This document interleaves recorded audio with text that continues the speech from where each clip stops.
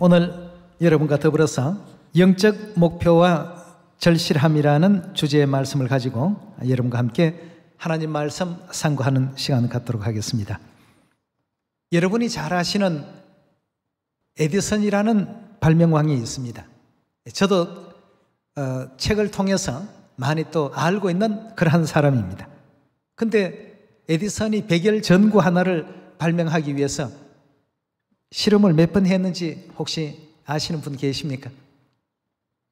2000번 정도의 실패를 하고 마침내 2000번째 성공을 시켰다고 합니다. 지금 뭐 저 위에 달려있는 저런 전구 하나가 2000번의 어떤 그 실험의 결과를 통해서 만들어졌다. 그 에디슨의 절실함이 있었기 때문에 그게 이제 성공될 수가 있었습니다.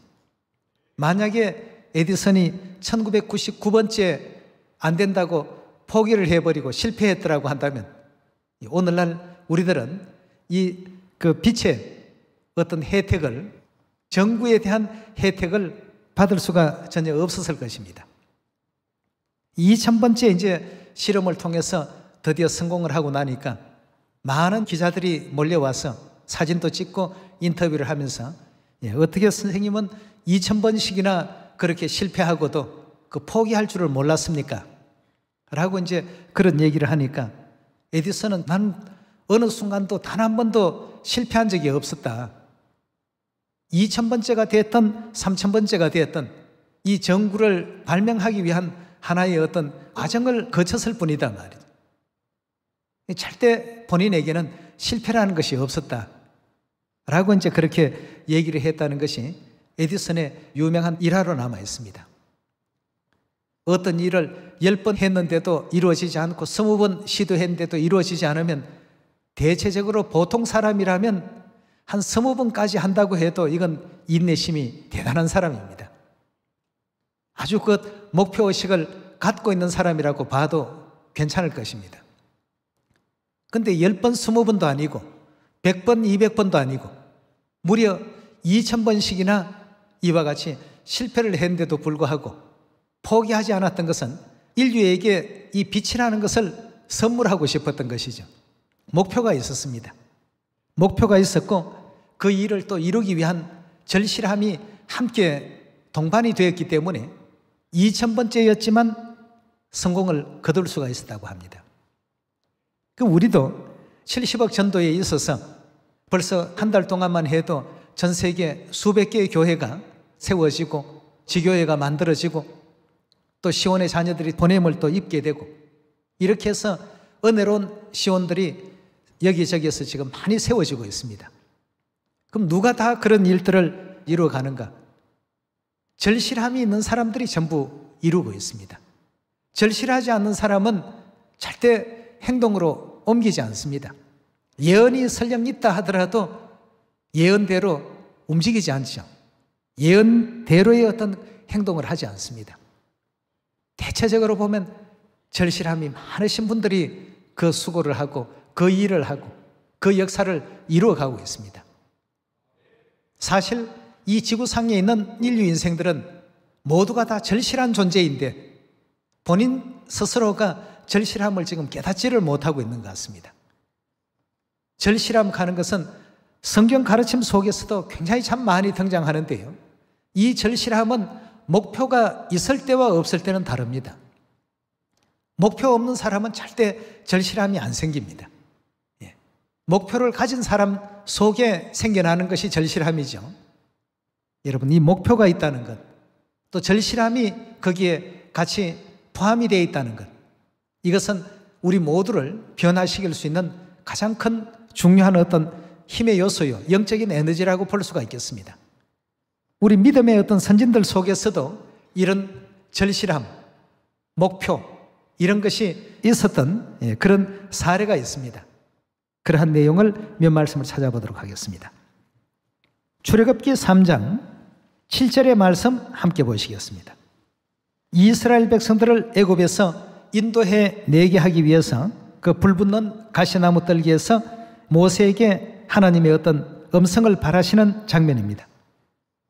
3장 7절입니다. 여호와께서 가라사대 내가 애굽에 있는 내 백성의 고통을 정녕 보고 그들이 그 간역자로 인하여 부르짖음을 듣고 그 우고를 알고 내가 내려와서 그들을 애굽인의 손에서 건져내고 그들을 그 땅에서 인도하여 아름답고 광대한 땅, 젖과 꿀이 흐르는 땅, 곧 가나안 족속, 헷 족속, 아모리 족속, 브리스 족속, 히위 족속, 여부스 족속의 지방에 이르려 하노라. 이제 이스라엘 자손의 부르짖음이 내게 달하고 애굽 사람이 그들을 괴롭게 하는 학대도 내가 보았으니 이제 내가 너로 바로에게 보내어 너로 내 백성 이스라엘 자손을 애굽에서 인도하여 내게 하리라 하고 이렇게 하나님께서 모세를 선택하시고 사명을 주셨습니다. 자, 그러나 이때까지만 하더라도 모세는 그것이 삶의 목표라고 이렇게 생각지 못하고 있을 때였습니다. 목표가 안 생기니까 어떤 얘기가 그 모세에게 나아가게 되는지 11절입니다. 모세가 하나님께 고하되 내가 누구간데 바로에게 가며 이스라엘 자손을 애굽에서 인도하여 내리이까. 하나님이 가라사대 내가 정녕 너와 함께 있으리니 너가 백성을 애굽에서 인도하여 낸 후에 너희가 이 산에서 하나님을 섬기리니 이것이 내가 너를 보낸 증거니라 하고 했습니다. 모세는 그런 하나님의 음성을 들었지만 계속 지금 변명합니다. 본인의 어떤 그 심령 속에 이스라엘 백성들을 구해내야 되겠다는 목표가 아직 정립이 안 됐기 때문에 목표가 생기지를 못했습니다. 절실함이 없었습니다. 목표가 있었을 때, 목표가 없을 때, 목표가 있을 때와 없을 때는 같은 믿음의 선지자라 할지라도 이렇게 큰 차이가 나고 있습니다. 나는 그냥 여기 그 이드로의 어떤 그 집에서 목자로서 양치기로서 그럭저럭 가정도 꾸리고 이렇게 뭐 편안한 어떤 날들을 살고 있는데 갑자기 바로에게 가가지고 그런 어떤 고통의 어떤 그 시간을 굳이 만들 필요가 있을까라는 이와 같은 어떤 측면에서 하나님께서 이런 분부의 말씀을 갑자기 이렇게 주셨기 때문에 모세로서는 목표가 아직까지 없었습니다. 목표가 없는 사람은 전부 뭘 하는가 하면 변명을 합니다. 목표가 없으니까 절실함도 없고 절실함이 없으니까 굳이 그 일을 내가 안 하더라도 누군가 하겠지 하는 생각에서 변명을 계속 지금 늘어놓고 있는 모세의 모습을 볼 수가 있습니다. 정말 위대한 선지자에 맞지 않는 이런 어떤 은사와 태도를 잠깐 볼 수가 있습니다. 70억이라는 인류에게 복음을 전파해야 될 사명이 우리 아니고는 없습니다. 우리 아니고는 세상 그 누구도 어떤 조직도 어떤 단체도 할 수가 없는 일입니다. 아버지와 아들과 성령의 이름으로 침례를 받는 너희에게 이것을 부탁한다고 하나님께서 그렇게 분명히 또 말씀을 주셨기 때문에 이 일은 천국 갈 우리가 해야 될 어떤 우리의 사명이라고 볼 수 있겠습니다. 우리도 변화할 수 있습니다. 우리가 지금 행동이 느리고 뭔가 제대로 이렇게 실천이 잘 안 된다라고 하는 것은 우리 속에 뭐가 없기 때문입니까? 정해진 목표가 없고 목표가 없으니까 그 목표를 이루려는 절실함이 없기 때문에 출애굽기에 나오는 어떤 내용에서도 모세가 목표가 없는 상태다 보니까 하나님 앞에 그 일을 안 할 수밖에 없는 이유들을 자꾸 만들어냅니다. 안 할 수밖에 없는 이유를 자꾸 만들어내는데 하나님께서는 그렇지 않다. 이건 너가 해야 될 내 운명이다. 네가 이룰 어떤 역사지 이건 다른 사람이 할 수 있는 일이 아니다 말이죠. 하나님께서 권고하시고 또 이렇게 됨으로써 이제 모세가 결국 목표를 갖게 되고 목표가 생기니까 거기에 절실함이 생겨서 바로 앞에 가서 이제 단판을 짓는 이스라엘 백성들을 이제 내달라는 이와 같은 이제 얘기도 용기 있게 가서 이제 할 수 있는 존재로 바뀌게 됩니다. 모세가 처음부터 이스라엘 백성들을 거느리고 또 이끌 만한 이런 어떤 위치에 있었던 사람은 아니었습니다. 목표가 생기고 나니까 평범했던 모세가 아주 놀라운 대선지자로 변신했습니다. 우리 한번 13절에 가서 계속 보도록 하겠습니다. 모세가 하나님께 고하되 내가 이스라엘 자손에게 가서 이르기를 너희 조상의 하나님이 나를 너희에게 보내셨다 하면 그들이 내게 묻기를 그의 이름이 무엇이냐 하리니 내가 무엇이라고 그들에게 말하리이까? 모세는 회피하고 싶은 이런 어떤 그 내용만 쏟아놓습니다. 14절에 하나님이 모세에게 이르시되 나는 스스로 있는 자니라. 또 이르시되 너는 이스라엘 자손에게 이같이 이르기를 스스로 있는 자가 나를 너희에게 보내셨다 하라. 계속 이제 하나님은 다독이십니다. 네가 해야 될 일이다. 너가 해야 될 일이니까 너가 내 마음 가운데 목표로 삼고 절실함을 동반해서 이 일을 꼭 이룰 수 있도록 하라. 내가 돕겠다. 내가 이룰 수 있도록 그럼 함께 하겠단 말이에요. 15절에 계속 봅니다. 하나님이 또 모세에게 이르시되 너는 이스라엘 자손에게 이같이 이르기를 나를 너희에게 보내신 이는 너희 조상의 하나님 아브라함의 하나님 이삭의 하나님 야곱의 하나님 여호와라 하라. 이는 나의 영원한 이름이요 대대로 기억할 나의 표현이라. 너는 가서 이스라엘 장로를 모으고 그들에게 이르기를 여호와 너희 조상의 하나님 곧 아브라함과 이삭과 야곱의 하나님이 내게 나타나 이르시되 내가 실로 너희를 권고하여 너희가 애굽에서 당한 일을 보았노라. 내가 말하거니와 내가 너희를 애굽의 고난 중에 인도하여 내어 젖과 꿀이 흐르는 땅 곧 가나안 족속, 헷 족속, 아모리 족속, 브리스 족속, 히위 족속, 여부스 족속의 땅으로 올라가게 하리라 하셨다 하면 그들이 내 말을 들으리니 너는 그들의 장로들과 함께 애굽 왕에게 이르기를 히브리 사람의 하나님 여호와께서 우리에게 임하셨은즉 우리가 우리 하나님 여호와께서 희생을 드리려 하오니 사흘 길점 광야로 가기를 허락하소서 하라. 내가 아노니 강한 손으로 치기 전에 애굽 왕이 너희를 가기를 허락지 아니하다가 내가 내 손을 들어 애굽 중에 여러 가지 이적으로 그 나라를 친 후에야 그가 너희를 보내리라. 내가 애굽 사람으로 이 백성에게 은혜를 입게 할지니 너희가 갈 때 빈손으로 가지 아니하리라. 여인마다 그 이웃 사람과 자기 집에 우거하는 자에게 은폐물, 금폐물, 의복을 구하여 너희 자녀를 꾸미라. 너희가 애굽 사람의 물품을 취하리라. 4장 1절입니다. 모세가 가로되 그러나 그들이 나를 믿지 아니하면 내 말을 듣지 아니하고 이르기를 여호와께서 너게 나타나지 아니하셨다 하리이다. 그 주신 사명을 수행하지 않을 이런 이유와 변명거리만 모세가 하나님께 반문합니다. 모세가 이런 사람이 아니죠. 예. 모세는 믿음이 굉장히 참 대단한 사람입니다. 그런데 이때 왜 이랬을까? 모세에게는 아직까지 목표가 없었습니다. 목표가 없는 모세의 모습을 지금 여러분들께 보여드립니다. 목표가 없는 사람에게는 절실함이 없고 그 절실함이 없다가 보니까 하지 않아도 될 어떤 이유를 지금 자꾸 찾습니다. 하나님은 분명히 사명을 주시는데도 본인은 안 해도 될 어떤 이유를 자꾸만 이제 찾으려고 하죠. 4장 2절입니다. 여호와께서 그에게 이르시되 내 손에 있는 것이 무엇이냐? 그가 가로되 지팡이니이다. 여호와께서 가라사대 그것을 땅에 던지라. 하나님께서 참 진노하실 만도 하신데 계속 지금 모세를 다독이십니다. 여호와께서 가라사대 그것을 땅에 던지라. 곧 땅에 던지니 그것이 뱀이 된지라. 모세가 뱀 앞에 피하며 여호와께서 모세에게 이르시되 내 손을 내밀어 그 꼬리를 잡으라. 그가 손을 내밀어 잡으니 그 손에서 지팡이가 된지라.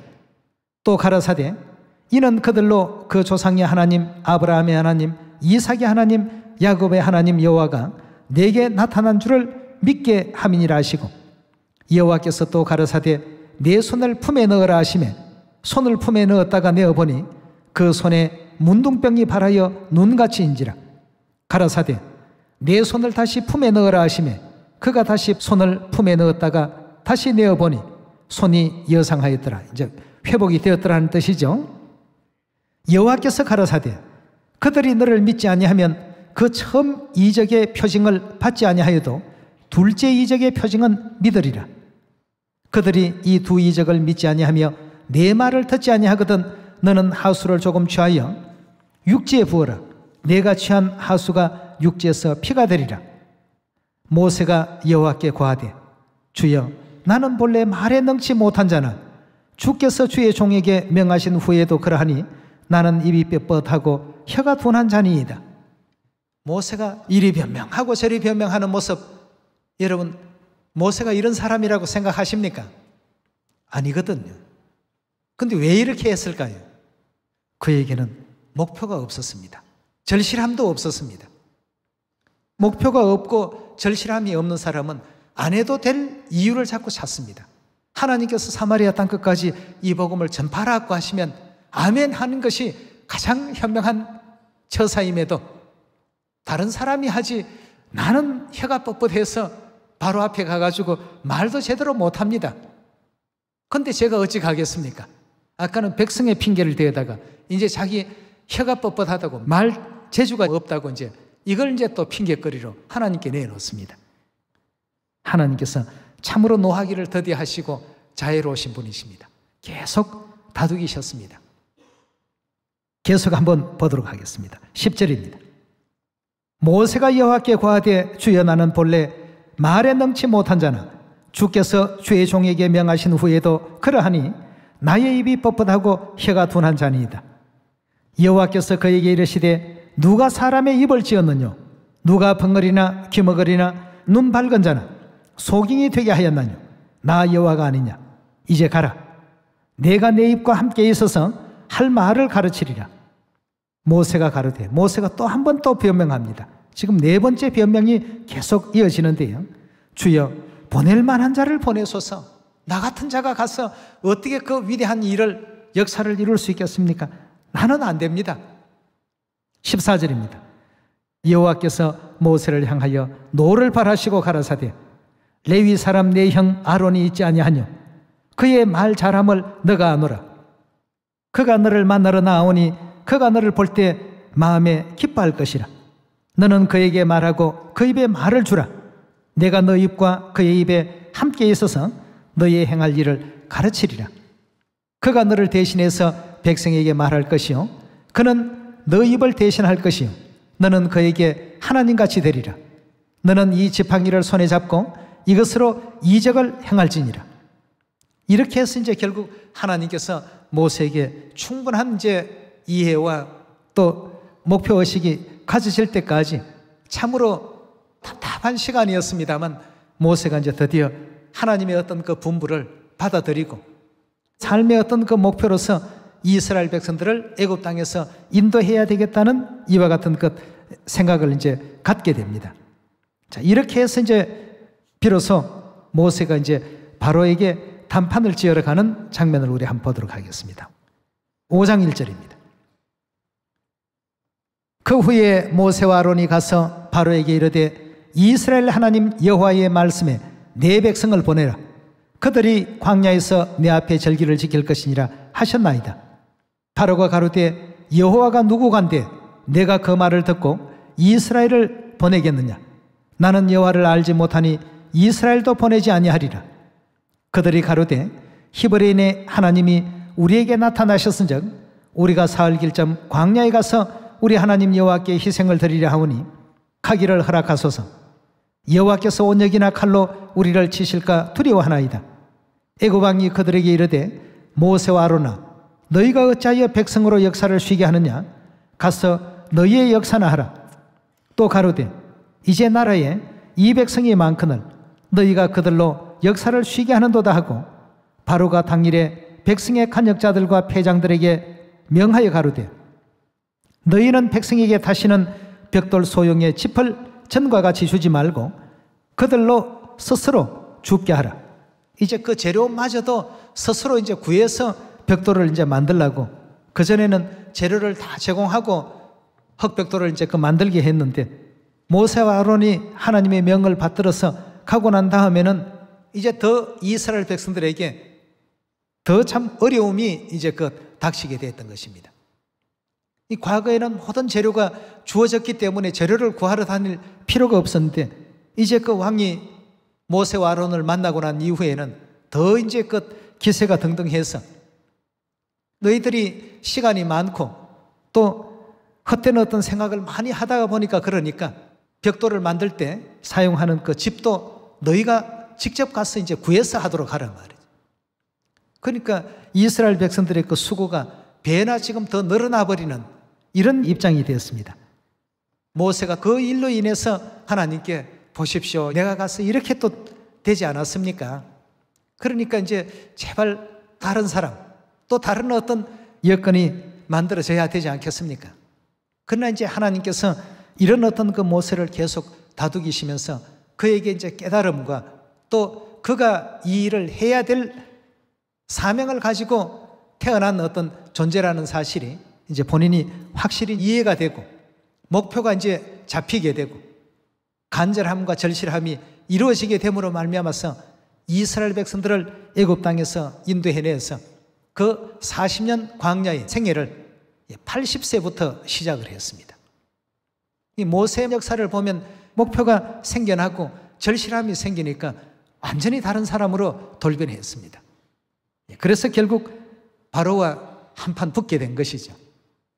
결국 이제 바로는 하나님의 어떤 그 역사에 굴복하게 되고 이스라엘 백성들을 애굽 땅에서 전부 석방해서 이제 그 젖과 꿀이 흐르는 가나안 땅으로 가게끔 놓아주게 되는 그런 역사를 이제 출애굽기 12장, 13장의 이제 그 역사 속에서 볼 수 있는 대목이었습니다. 오늘날 우리들도 하나님께로부터 사명을 받았습니다. 너희는 가서 모든 족속에게 제자를 삼고 아버지와 아들과 성령의 이름으로 침례를 주고 내가 너희에게 분부한 모든 것을 가르쳐 지키게 하라는 이 분부가 내려졌습니다. 근데 모세처럼 목표가 이렇게 정해지지 아니할 때 무슨 생각을 합니까? 나는 뭐 바쁜 사람이니까, 나는 직장인이니까, 나는 학생이니까, 나는 또 주부니까, 애들도 건사해야 되고 남편도 건사해야 되고 뭐 또 할 일도 많은데 할 일 하지만 우리의 어떤 생애 속에 잠깐의 어떤 휴식 시간이 없습니까? 그 시간이라도 이웃 사람들과 그 뭐 세상 얘기만 하지 마시고 또 좋은 어떤 그 축복의 말씀을 전할 수 있지 않습니까?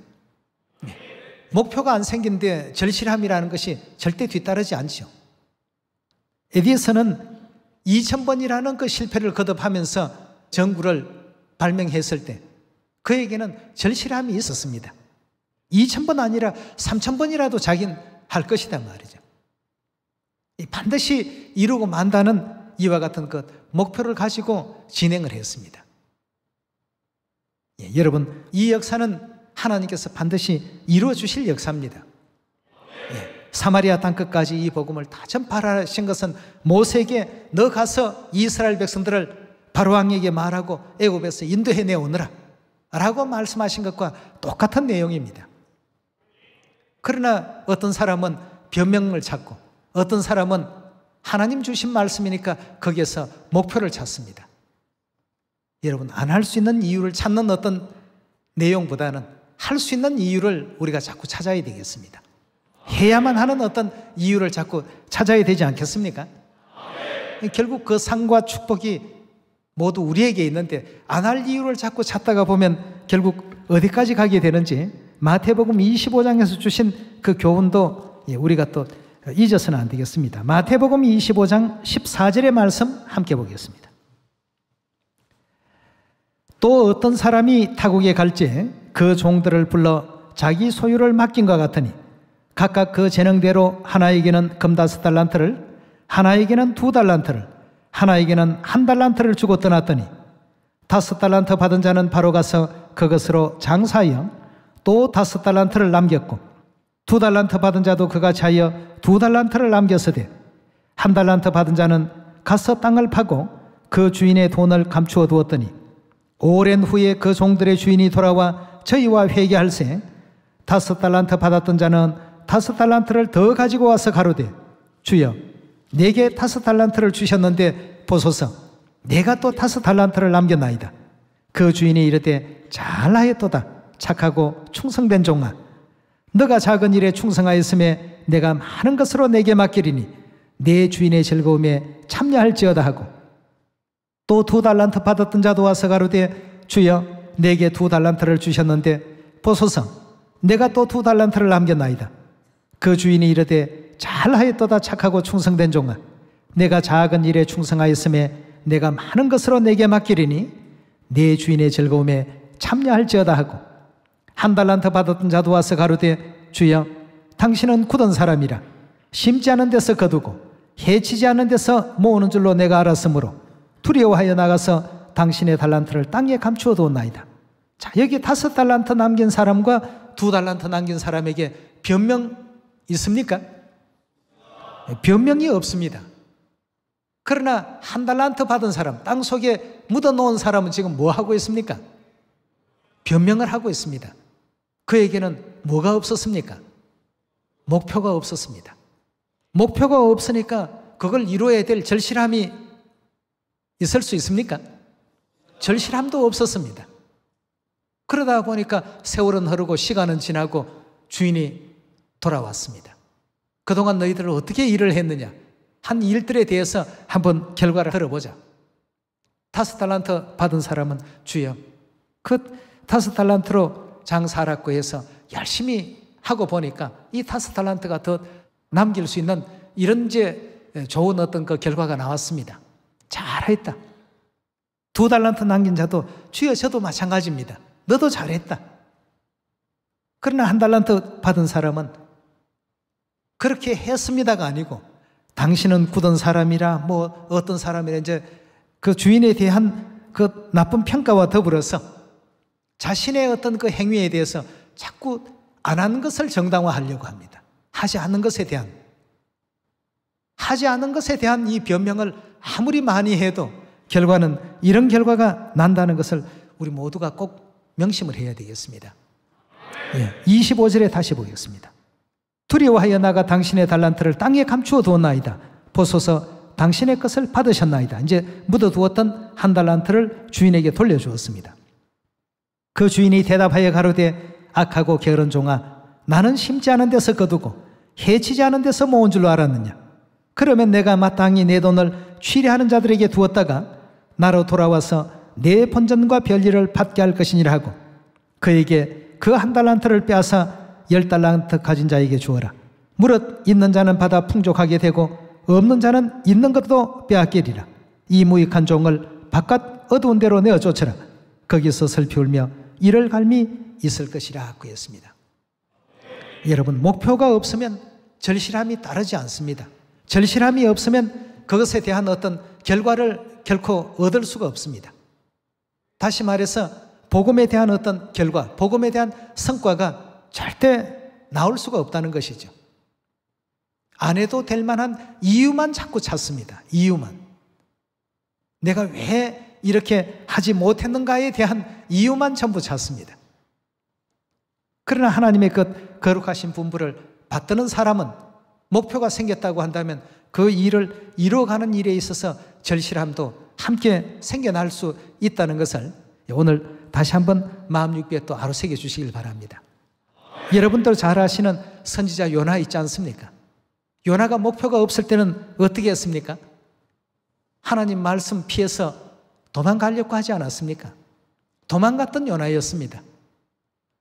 그러나 물고기 뱃속에 들어가게 된 처지까지 되었고 결국 거기서 회개의 기도를 하면서 목표가 생겼습니다. 이렇게 죽느냐 저렇게 죽느냐 마찬가지니까 가서 매맞아 죽더라도 하나님 말씀을 여한 없이 한번 전하고 그렇게 하겠단 말이죠. 이렇게 해서 나가서 외치고 보니까 12만 명이 회개해버리지 않습니까? 예. 목표를 가지니까 영적인 세계 속에서도 절실함이 뿜어져 나갔습니다. 12만 명을 회개시키고 왕까지도 하나님 앞에 굴복을 시키고 말이에요. 이방신을 믿던 사람들이 여호와 하나님 이름 앞에 모두가 회개하고 무릎 꿇고 이렇게 나아왔던 이 놀라운 역사가 요나의 어떤 역사 가운데서도 목표를 갖기 이전의 요나와 목표를 가진 이후의 그 요나는 이 절실함이라는 것의 차이는 굉장했고 또 하나님의 말씀을 목표로 잡고 절실함을 거기다 가미를 시키니까 못 이루어낼 일들이 없었습니다. 안 될 것 같았던 일들이 전부 되지 않았습니까? 얼마나 간절하게 부르짖었으면 그 외치는 음성이 그들의 그 마음을 흔들어 놨겠습니까? 마음이 흔들리지 않으면 왕으로부터 모든 백성들이 다 한꺼번에 이방신을 믿던 그들이었는데 하나님의 어떤 그 경고의 말씀에 귀를 기울이고 그렇게 회개의 그 역사를 이루어낼 수 있겠습니까? 에디슨도 전구를 발명하기 위해서 수천 번의 기도를 올렸다고 하지 않습니까? 절실함이 있는 사람에게는 그런 행동이 저절로 나올 수 있습니다. 목표가 있는 사람은 절실함이 있고, 절실함이 있는 사람은 기도하게 되고 하나님과 대화하게 되고, 내 스스로 이룰 수 없는 일이기 때문에 하나님의 도우심을 바라게 되고 간구하게 되고, 목표가 있는 사람은 절실함이 있습니다. 간절함이 있다는 얘기죠. 그 가운데 모든 역사가 다 이루어질 수 있으니까 우리도 믿음의 길을 걸어가되 향방 없이 주먹을 들고 싸우기를 허공을 치는 것 같은 이런 어떤 막연하고 애매한 이런 어떤 믿음의 길들은 우리가 걷지 않았으면 좋겠습니다. 그래서 사도 바울도 싸우기를 향방 없이 하는 그런 사람이 되어서는 안 된다라고 이렇게 고린도전서 9장에서 가르침을 주고 계시지 않습니까? 세계 모든 나라들마다 이 복음이 속히 전파될 수 있는 일에 목표와 간절함을 항상 담고서 이 역사를 이루겠다는 이런 마음으로 달려가시게 된다면 5달란트 남긴 자처럼 하나님께서 축복할 것이고, 내가 너를 돕는다고 했지 않습니까? 이 세상 끝날까지 너희와 항상 함께 할 것이라 했으니까 그 하나님의 약속을 항상 마음에 간직하시고, 어떤 어려움에 직면하더라도 우리 하나님께서 도우시면 능치 못할 일이 없다 믿고서 이렇게 또 진행을 하시게 된다면 올해 정말 참 전 세계 7,000개의 시온뿐만 아니라 전 세계 만민에게도 이 복음이 다 전해졌습니다 하는 반가운 또 소식을 올릴 수 있는 우리 모두가 한번 되어 봅시다. 열심히 기도하고 목표를 가집시다. 천국이 우리의 목표라고 한다면 우리가 해야 될 일이 있습니다. 이 천국 복음이 사마리아와 땅끝까지 다 전파되어야 천국은 우리에게 옵니다. 그런 예언의 어떤 되어진 바를 다시 한번 마음 깊게 또 깊이 하루 새겨서 하늘나라에 가서 너는 10고을 차지하라, 너는 또 20고을을 차지하라 하는 이런 어떤 축복과 은혜 가운데 우리 모든 시온의 자녀들이 또 놓이기를 바라겠습니다. 오늘 말씀 이것으로 마칩니다. 감사합니다.